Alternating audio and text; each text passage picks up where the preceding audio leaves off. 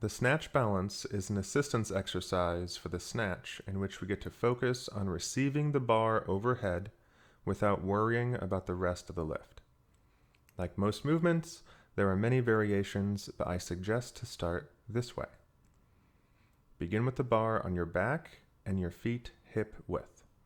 Move your hands to your normal snatch grip and take a deep belly breath to stabilize the trunk.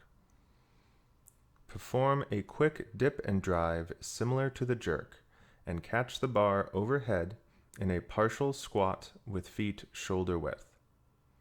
Decelerate the bar as you finish in a full overhead squat. Make sure you are balanced and stable across the middle of your foot and stand up to finish the lift. Repeat until your set is complete.